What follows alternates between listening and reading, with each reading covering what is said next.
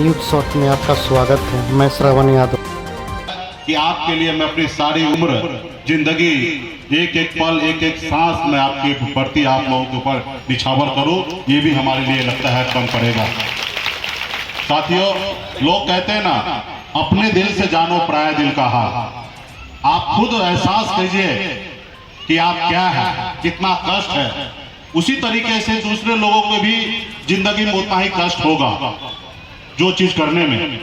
क्योंकि मैं खुद एक गरीब परिवार में, जिस परिवार में पिताजी मछली मारते हैं, दादाजी मछली मारते थे, ऐसे परिवार में मैं जन्म लिया।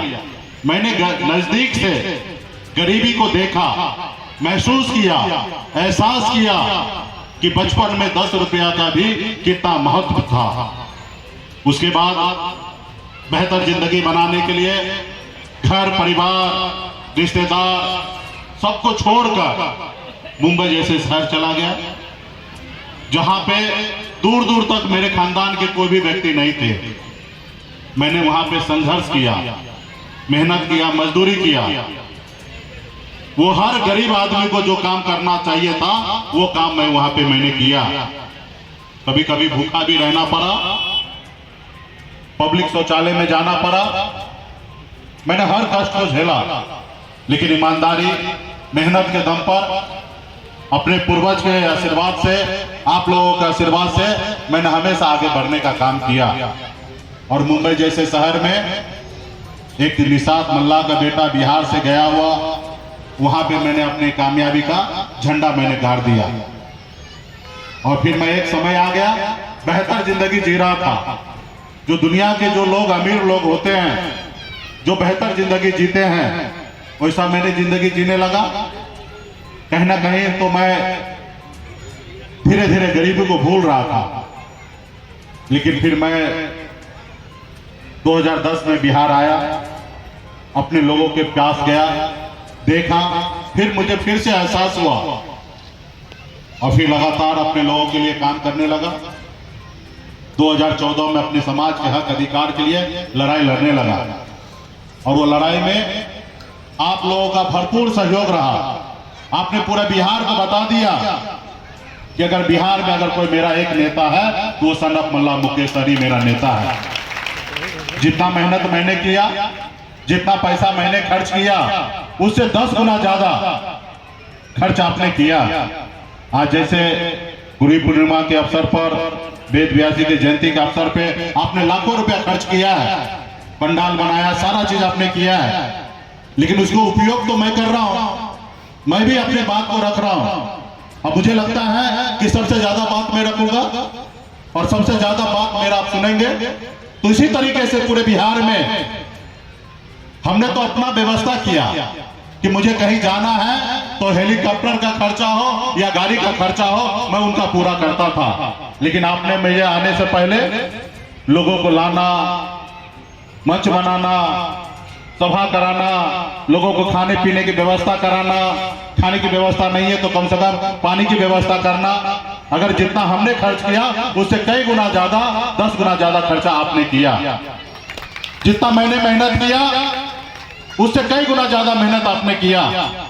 मुझे तो कहीं पे एक सभा में जाने के लिए पटना से हेलीकॉप्टर पे बैठा और किशनगंज अगर जाना है तो 1 घंटे में पहुंच जाता था, भागलपुर जाना है तो पौने घंटे में पहुंच जाता था। लेकिन लोगों को अगर घर से निकलना है, मान लीजिए कि पटना से किसी को भागलपुर जाना है तो उसको 8-8 घंटा 7-7 घंटा लगता था वहां पे पहुंचने में।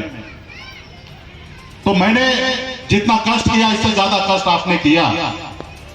आपने धूप में रोड पर खड़ा होकर झंडा लेकर इंतजार करने लगे। किसका इंतजार कर रहे हैं? तो हम अपने नेता को इंतजार कर रहे हैं। तो आपने मुझे सब कुछ दिया, हमने बेगर मांगे हुए आपने हमें देने दिया। सिर्फ मुझे इसलिए आपने दिया क्योंकि मैं ईमानदारी के रास्ते पे चल रहा था। आपको यकीन हो गया कि एक सच्चा नेता हमारा सनत मल्ला मुकेश सहनी है, और मैंने भी वही किया। एक ईमानदारी के रास्ते पे चलकर पहले मैंने अपने आप को साबित किया कि मैं आपके नेता बनने लायक हूं, मैं ईमानदार हूं, मैं जो चाहता हूं उस पर मैं अड़िग रहता हूं, अटल रहता हूं। और आपने भी मुझे सपोर्ट किया। हम सब मिलकर लड़ाई लड़कर बिहार 2020 में हम लोगों ने सरकार बनाया। खैर अभी मैं सरकार पे बाद में आऊंगा, पहले तो मैं आप सभी को पहले कहूंगा कि सबसे पहले, और सभी साथी ने मंच पर ये बात को दोहराया कि अपने बच्चों को पढ़ाइए लिखाइए और काबिल बनाइए। जब तक आपका समाज पढ़ेगा लिखेगा नहीं और काबिल नहीं होगा ना, कि आज का जो संसार है ये कलयुग है। यहाँ पे ये समय, इस संसार में सब अलग अलग समय का दौर आया। अकाल भी कभी कभी आया है, जो हम सुनते आ रहे हैं कि लोगों को खाने पीने के लिए व्यवस्था नहीं था। लेकिन ये दौर जो है उस सब दौर से कठिन दौर चल रहा है अभी। ये दौर मुझे लगता है कि इससे पहले भी नहीं आए होंगे, और मैं भगवान से मनाता हूं कि ये दौर आगे भी कभी नहीं आए इस धरती पर। आज लोगों का स्वार्थ का दौर आ गया है, लोभ का दौर आ गया है, अपनी लालच का दौर आ गया है, अपना पराया को नहीं पहचान पाता है, ऐसा दौर आ चुका है। यहाँ पे भाई भाई को काटने के लिए आ गया, भाई भाई को लूटने के लिए आ गया। ऐसी दौर आज से 30 साल 40 साल पहले ऐसा आप नहीं देखते होंगे। कोई भूखा प्यासा अगर आपके गांव में आ गया रहता होगा तो आप उसको खाना खिलाते होंगे और सोने के लिए बैठने के लिए जगह देते होंगे। लेकिन आज का जो दौर है, अभी दूसरे प्रदेश से दूसरे गांव से कोई आ जाए तो आपको लगेगा कि ये चोर आया है, इसको अपने घर पे बैठाएंगे नहीं, खिलाएंगे नहीं और इसको सोने के लिए जगह नहीं देंगे। अगर सोने के लिए जगह देंगे तो रात में ये चोरी करके चला जाएगा। ये ऐसा दौर आ गया है। इस दौर में आपको सबसे पहले अपने बच्चे को पढ़ाना लिखाना है और उसको काबिल बनाना है। अगर बच्चा पढ़ेगा लिखेगा नहीं तो समझिए इस संसार में आपके पास 2 आंख है, और ये आंख देखने के लिए है, अच्छा बुरा सब चीज देख रहा है। लेकिन इस संसार में कोई लिखा हुआ चीज है, उसको पढ़ने की बात हो, अगर उसके पास मान लीजिए आंख नहीं है, अंधा है, तो नहीं पढ़ पाएगा। लेकिन आपके पास आंख रहते हुए आप नहीं पढ़े लिखे हैं और कोई पेपर आ जाए तो उसको आप नहीं पढ़ पाइएगा। एक नई आंख रहने वाला लोग ना पढ़ पाए तो समझ में आता है, लेकिन आपके पास आंख रहते हुए आप पढ़े लिखे नहीं हैं तो उस पेपर को नहीं पढ़ सकते हैं। इतना जरूरी है आज की तारीख में, आंख से भी ज्यादा जरूरी है कि आप पढ़े लिखे हो। इसलिए अपने बच्चे को पढ़ाइए लिखाइए। आज माँ बाप ने हमें थोड़ा शिक्षा नहीं दिया रहता तो आज इतना बड़ा जगह पे मैं नहीं पहुंचता। तो आज इसलिए आपको भी सपना है कि मुकेश सहनी की जगह हमारे प्रिय बेटा पहुंचे, तो उससे पहले जरूरी है कि उस बच्चे को पढ़ाना। आज नहीं पढ़ा लिखा है तो मिनिमम काम करता है, मिट्टी काटने का काम करेगा, मछली मारने का काम करेगा, 300-400 रुपया रोज पे काम करेगा, 10,000-12,000 रुपया महीने पे काम करेगा और बहुत कठिनाई के साथ काम करेगा, बहुत परेशानी के साथ काम करेगा। और वही बच्चा पढ़ा लिखा होगा तो एसी बंद कमरे में जाके कंप्यूटर पे बैठकर 25-30 हजार रुपया महीने का, कम से कम 25-30 हजार रुपये का तनख्वाह पे काम करेगा। आप बताइए, जो 30,000 रुपया महीना कमाने वाला है उसको भी खाने के लिए चावल रोटी चाहिए, और चावल रोटी चाहे वो गरीब हो या अमीर हो, दोनों के लिए एक ही रेट है। और गरीब है वो 8,000 रुपया महीना कमाने वाला है, उसको भी चावल रोटी उतना ही खाना है। अब मुझे तो लगता है जो ज्यादा मेहनत करते हैं उनको ज्यादा खाने की आवश्यकता पड़ता है, जो बंद कमरे एसी में बैठ के काम करता उनको खाने की कम आवश्यकता गिरता है क्योंकि उसका पछता नहीं है। और जो बहुत मेहनत करते हैं, परिश्रम करते हैं, उनको भोजन की ज्यादा आवश्यकता पड़ता है। जबकि गरीब और अमीर दोनों को लिए रेट एक ही है। तो इसलिए बच्चे को पढ़ाइए लिखाइए और आपस में भाईचारा बनाइए और अच्छे अपना और पराये का ये पहचान कराइए। इस संसार में आपके अपने लोग भी होंगे और पराये भी हैं, और जो बहुत सारे लोग होंगे जो पराये हैं लेकिन अपना आपको बोलेंगे, लेकिन वो सच में वो आपका अपना नहीं है। उसको अगर मौका मिले तो आपके शरीर से खून निकालकर मार्केट में बेच देगा। आज ऐसे लोग भी आपके पास है, इसको भी आपको पहचानना पड़ेगा। तो साथियों, हम लोगों ने देखिए क्या किया, बहुत परिश्रम के बाद हमने सरकार बनाया, और ये हमारे अकेले का दम का नहीं है, पूरे बिहार का निषाद के 22 पूरी खून पसीना बहाया और लड़ाई लड़ा, पॉलिटिकल पार्टी बनाया, और आजादी के 75 साल के बाद ये पहली बार मौका मिला सर उठा के चलने का और बिहार विधानसभा में सरकार बनाया। हमारे पास भी ऑप्शन आया था कि आप पार्टी बदल दीजिए, आप हमारे साथ आ जाइए, डिप्टी सीएम बन जाइए, चारों विधायक को मंत्री बना देते हैं, राज्यपाल कोटा से 12 एमएलसी होगा, जिसमें से 6 एमएलसी आपको दे देंगे और 6 मांझी जी को दे देंगे, आप हमारे साथ आ जाइए। लेकिन हम निषाद के वंशज हैं, हम एकलव्य के वंशज हैं, हमने ईमानदारी के साथ आगे बढ़ना चाहे, हमने बेईमानी करने का नहीं सोचा। हम चाहते तो हम पाला बदल सकते थे, लेकिन हमने नहीं किया। हम एकलव्य के वंशज हैं, गोराज निषाद के वंशज हैं, महर्षि वेद व्यास जी के वंशज हैं। हम ईमानदारी के साथ आगे बढ़ना चाहें, लेकिन क्या किया? आपके साथ दोस्ती किया और आपके सहयोग से पूरे बिहार का सबसे बड़ा पार्टी बना। उसके बाद भी वो देखा एक गरीब पिछड़ा कमल्ला का बेटा जो 75 साल से आज तक हमारे जूते के नीचे दबा हुआ था, हम बोलते थे बैठो तो बैठता था, हम कहते थे उठो तो उठता था, और आज ये सरकार का हिस्सा बन गया है। आज ये चाहता है कि पूरा बिहार में जो मछली बेचने वाले लोग हैं, रोड के किनारे में मछली बेच रहा है धूप में बारिश में, इसके लिए ये बाजार बनाना चाहता है, इसके लिए सैकड़ों करोड़ रुपया खर्चा करना चाहता है। आज मैं सोचा कि पूरे बिहार में बेरोजगारी है, 10 लाख पशु लाकर उसको दिया जाए गरीब लोगों को, युवा को, ताकि उसको रोजगार मिल सके, उसके घर में खुशियां बन सके, उसके 2 वक्त का रोटी हो सके।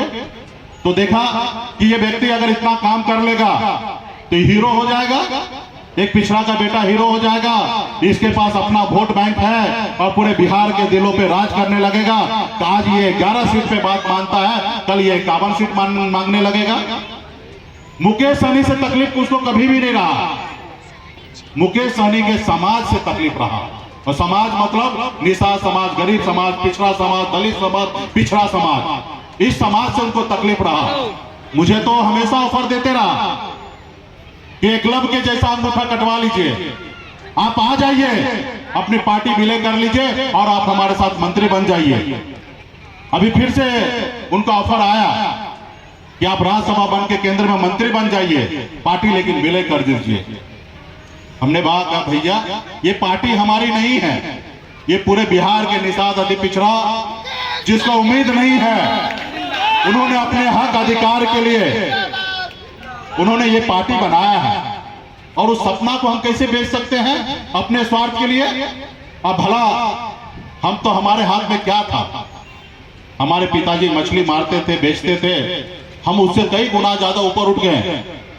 हमको क्या कमी है जो अपने लिए मैं लड़ाई लड़ूं? अगर मेरे अपने लिए अगर जिंदगी जीना रहता तो शायद मुंबई के ऐशोराम की जिंदगी छोड़कर मैं बिहार क्यों आता? और बिहार जब मैं जिनके लिए आया हूं, जिन्होंने हमें नेता बनाया है, आज आप मुझे खरीदना चाहते हैं इसलिए क्योंकि पूरे बिहार के निषाद समाज हमारे साथ है। और जिस रोज ये समाज हमसे दूर हो जाएगा उस रोज आप हमको भाव भी नहीं दीजिएगा। आज मुकेश सहनी को क्या, आज हमारे समाज में सैकड़ों लोग हैं, उनको बना दीजिए केंद्र में मंत्री, लेकिन नहीं बनाइएगा, उनको मुकेश सहनी को बनाइएगा, क्योंकि इनके पीछे लाखों निषाद का बेटा, पिछड़ा समाज का बेटा पीछे खड़ा है। आज मुझे नहीं खरीद रहे, हमारे समाज को खरीद रहे हैं, और मैं समाज को यूं ही आपके साथ बेचने के लिए मैं आया नहीं हूं, मैं आपसे लड़ने के लिए आया हूं। आज हमारे साथी ने कहा कि आपके विधायक भाग गए। वो लोग कहते हैं अरे भैया विधायक कहां भागे, विधायक को खरीदा गया, और इस संसार में जो विधायक को 100 करोड़ रुपया दे दे वो विधायक क्यों रुकेगा? उसको डर दिखाएंगे कि आप हमारे साथ आओ, नहीं तो मैं आपको ईडी के पास भेज दूंगा, सीबीआई लगा दूंगा, मरवा दूंगा, तो भला वो क्यों रुकेगा? वो बिक गया है। आज मारने वाले से ज्यादा गुनहगार है मरवाने वाला। तो आप सबको पता है कि गुनहगार कौन है। वो विधायक क्यों ही नहीं गया? वो विधायक तो था 15-16 महीना, जब उनको अच्छा ऑफर दिया, उनको धमकाया, फिर गया। और क्यों किया? क्योंकि वो देखा कि मुकेश सहनी को रोको, इस मुकेश सहनी को अभी नहीं रोकोगे तो आने वाले समय में ये रुकेगा नहीं। जिस तरीके से नीतीश कुमार आगे निकल गया, आज उनको 20 साल से उनके पीछे पीछे चलना पड़ता है। अगर मुकेश सहनी अति पिछड़ा समाज से आता है, पिछड़ा समाज से आता है, इनके पास अपना 15-16% वोट बैंक है और इनके साथ अगर बिहार के लोग जुड़ गए तो इनके पीछे पीछे घूमना पड़ेगा। इसलिए मुकेश सहनी को कमजोर करो, इनको पहले तो कोशिश करो कि इसको विलय कराओ, नहीं बात मानो तो इनको परेशान करो। तो वही किया और मुझे लगता है कि जितना वो कर रहे हैं उससे अधिक और करेंगे। अब मुझे उसका परवाह नहीं है। अगर मैं जिंदा रहा तो मैं अपनी लड़ाई लड़के अपने हक अधिकार में लेके रहूंगा। मैंने तो हमेशा कहा कि अगर मेरे अधिकार अगर सुई के नोक बराबर भी है तो मैं अपने अधिकार के लिए दुनिया के हर ताकत से मैं लड़ने के लिए तैयार हूं। मैं किसी के सामने झुकने वाला नहीं हूं। मैं लड़ाई लड़ने के लिए हूं। थोड़ा मेहनत होगा लेकिन हम लड़ाई लड़ेंगे और कामयाब भी हासिल होगा। आज बताइए ना, आपने 2020 में आपने इतिहास रचने का काम किया। आपके पास भले 4 विधायक था लेकिन कोई 74 विधायक से कम नहीं था।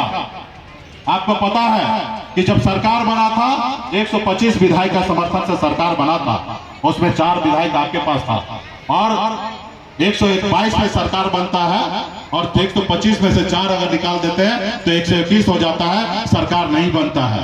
और आपने पहली बार बिहार में अति पिछड़ा मल्ला का बेटा बिहार में मुख्यमंत्री बनाने का काम किया। अगर उस रोज अगर हम समर्थन नहीं देते तो आज का जो बिहार का मुख्यमंत्री श्री नीतीश कुमार जी हैं तो शायद उस रोज वो शपथ नहीं लेते और आज बिहार का मुख्यमंत्री नहीं होते। आज पहली बार एक निषाद का बेटा ने मुख्यमंत्री बनाने का काम किया। ये सरकार तो हमारी थी, आज उनके पास ताकत है। हमारे बनाए हुए घर से हमें बाहर कर दिया, हमारे विधायक को खरीद लिया, लेकिन मेरे हौसला को नहीं खरीद सकता, हमारे लोगों के जज्बा को नहीं खरीद सकता। आज मजबूती से लड़ाई लड़ने के लिए तैयार है। तो इसलिए साथियों, आपकी जिंदगी में बहुत सारे कठिनाई आएंगे, उसको झेलते रहना है और अपने मंजिल की ओर भागना है। और हर समय में आपके साथ अग्नि परीक्षा लिया जाएगा। इसके लिए संगठित होइए।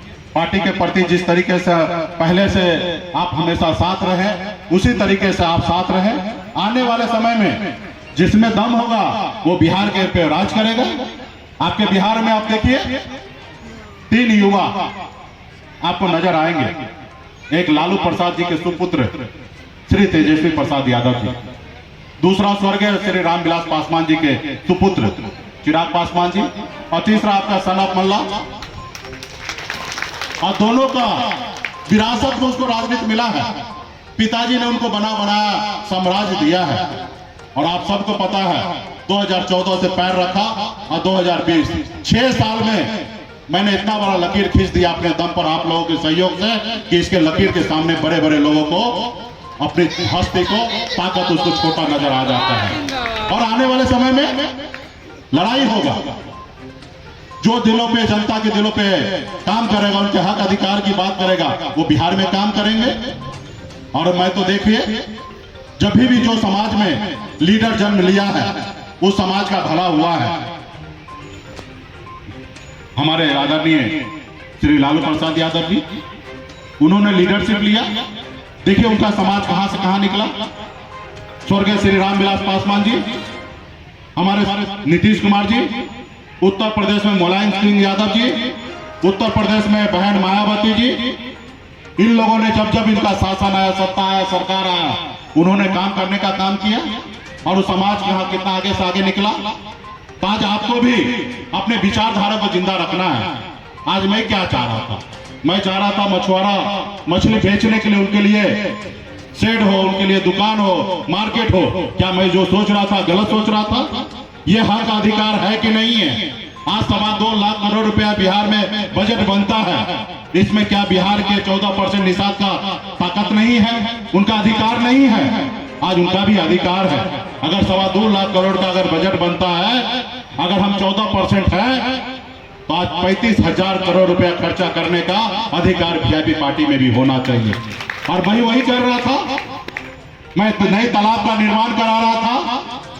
हम मछली बेचने के लिए, मछुआरा के लिए 4 चक्का का व्यवस्था कर रहा था। SC ST को जो अनुदान दिया जाता है 90% अनुदान देने का हम काम कर रहे थे। हम सरकार में रहकर गरीब पिछड़े के लोगों के लिए काम कर रहे थे। ये जो सरकार होता है वो गरीब पिछड़े के लिए होता है। अमीर लोगों से तो टैक्स लिया जाता है, अमीर लोगों के लिए सरकार नहीं है।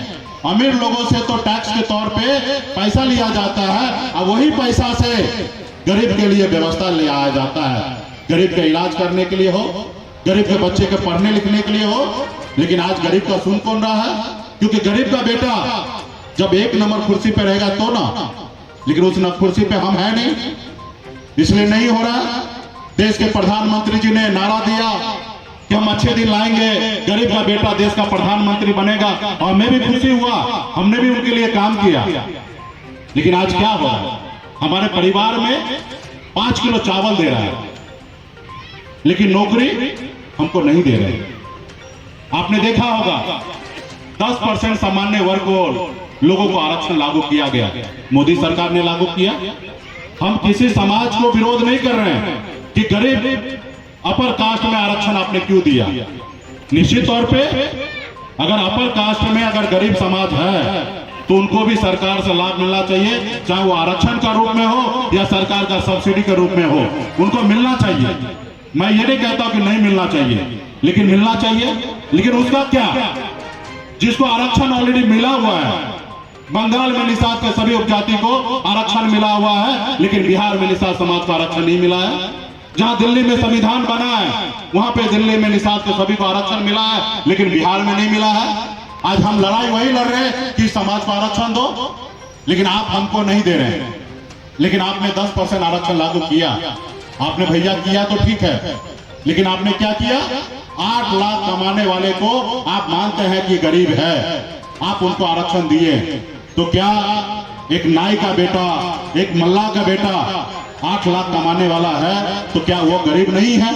आज निषाद का बेटा 8,000 का महीना कमाने वाला, 12 महीना में 96,000 रुपया कमाने वाला 1 लाख भी नहीं कमाते हैं, लेकिन आप उनको आरक्षण नहीं दे रहे हैं। लेकिन 10% आरक्षण आपने सामान्य वर्ग को दिया। जो 8 लाख कमाने वाले लोगों को भी आप गरीब मानते हैं, जो महीने में 65,000 रुपया कमाता है उसको भी आप गरीब मानते हैं, लेकिन 8,000 कमाने वाले को नहीं मानते हैं।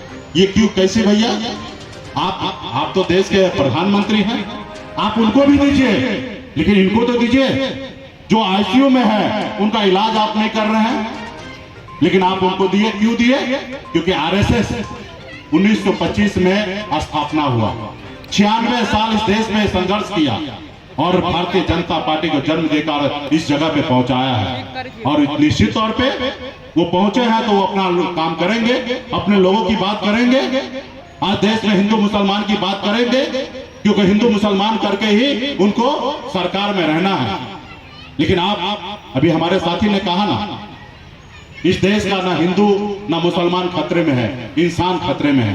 आज आप कैसे संसार बनाना चाह रहे हैं? इसलिए साथियों, आपको भी समझना पड़ेगा, इस दुनिया को देखना पड़ेगा कि दूसरे लोग किस चश्मा से देख रहे हैं, उसी चश्मा से आपको भी देखना है। लालू प्रसाद जी अगर आप जो चश्मा से इस संसार को देखा है वही चश्मा से आपको भी देखना है, और जिस चश्मा से मायावती देखे है इस संसार को उसी चश्मा से आपको भी देखना है, और जिस चश्मा से मोहन भागवत जी देखे हैं इस संसार को उसी चश्मा से आपको भी देखना है। अगर अपने लोगों के लिए काम कर रहे हैं तो आपको भी अपने लोगों के लिए काम करना पड़ेगा। आप ये सोचिएगा कि वो आपके लोगों के लिए काम करेंगे, तो वो तो नहीं कर रहे हैं। आज बता दीजिए कि मोहन भागवत जी हिंदू के नाम पे क्या हमारे लिए काम कर रहे हैं? तो कल हमें हमारे निषाद समाज को जो बंगाल में, जो दिल्ली में आरक्षण लागू है और संविधान में दिया हुआ बाबा साहब अम्बेडकर ने दिया है, कल हमारे निषाद को आरक्षण लागू कर दें, हम परसों अपनी पार्टी को विलय कर देंगे। आप हमें अपना गुलाम बनाना चाहते हैं, लेकिन काम नहीं कराना चाहते हैं। आप बताइए, आप हमारे सहयोग से 74 बनाए और 4 हमको बना, उसमें इतना कष्ट हो गया। एक पिछड़ा गरीब मल्लाह का बेटा को 4 विधायक कैसे हो गया? वो आज सरकार का हिस्सा कैसे हो गया? जब हमारे एनडीए का जब बैठक होता था तो जब सामने सारे विधायक बैठते थे, मंत्री बैठते थे, लेकिन स्टेज पे 4 गो कुर्सी लगता था, और 4 गो कुर्सी में एक मांझी जी बैठते थे, एक नीतीश कुमार जी बैठते थे, और एक भारतीय जनता पार्टी के तरफ से बैठाया जाता था, और चौथा आपका सनअप मल्ला बैठता था। आज उनको इतना तकलीफ होने लगा कि हमारे पंक्ति में बैठने लगा। अरे भैया, ये पंक्ति पे बैठना हमारा अधिकार है। इस लोकतंत्र में जिसके पास ज्यादा वोट है वही इस देश का राजा बनेगा। ये अंबेडकर साहब ने हमें देके गया। जिसके पास ज्यादा वोट है वही प्रतिनिधि बनेगा। आज वोट हमारे पास है और हमको लोगों को गुमराह करके और राजा तुम बन के बैठे हो, तो हम तुम्हारी तो औकात दिखा दिए बोचा में। आपने दिखाया और हमने भी दिखाया और हम लड़ गए। आप पूरे एनडीए मिलकर 45,000 वोट लाए और हम अकेले लड़े तो 30,000 हमने वोट लाया, 18% हमने वोट लाया। जो सीट हम 2020 में 12,000 वोट से जीते थे, वही सीट को 37,000 वोट से आपको हारना पड़ा। और सनम पल्ला जब भी जहां पे भी खड़ा हो जाएगा, हम जीते या ना जीते, आपको तो हारना पड़ेगा और बिहार का कुर्सी छोड़ना पड़ेगा। और आपको जीतना है तो उसी तरीके से पैरेलल निषाद समाज के लिए भी कुर्सी देना पड़ेगा। वरना अगर हमको कुर्सी नहीं देंगे तो आपको भी कुर्सी पे बैठने का हक और अधिकार हम नहीं देंगे आने वाले समय में। ये ताकत हमारे पास है।